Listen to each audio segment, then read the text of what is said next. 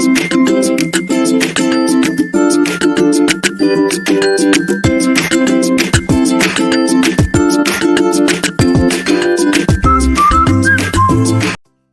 नन्हे दोस्तों, उम्मीद है आप सब ठीक होंगे।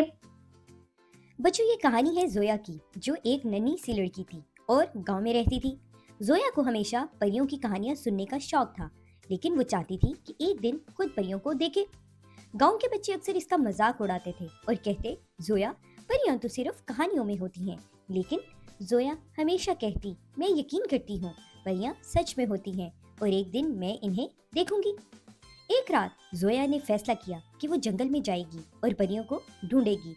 इसने अपना छोटा सा बैग लिया, इसमें एक लालटेन और कुछ सेब रखे और चुपके से घर से निकल गई। जंगल में हर तरफ अजीबोगरीब आवाजें आ रही थीं, लेकिन जोया ने खुद से कहा, डरना नहीं जोया, तुम बहादुर हो। चलते चलते जोया ने एक चमकती हुई रोशनी देखी जो इसे एक बड़े दरख्त तक ले गई।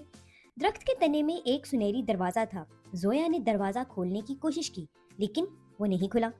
अचानक एक मध्यम सी आवाज आई, ये दरवाजा सिर्फ बहादुर दिलों के लिए खुलता है। जोया ने बुलंद आवाज में कहा, मैं बहादुर हूँ, मुझे ये दरवाजा खोलना है। ये सुनते ही दरवाजा खुद ब खुद खुल गया और जोया हैरत से अंदर चली गई। दरवाजे के पार एक जादुई दुनिया थी, रंग बिरंगे फूल, जगमगाते दरख्त और छोटी छोटी उड़ती हुई परियां। जोया खुशी से चिल्लाई, ये तो वाकई जादुई है।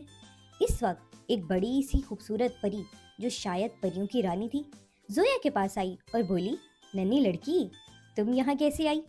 जोया ने अदब से जवाब दिया, मैं हमेशा से आप लोगों को देखना चाहती थी।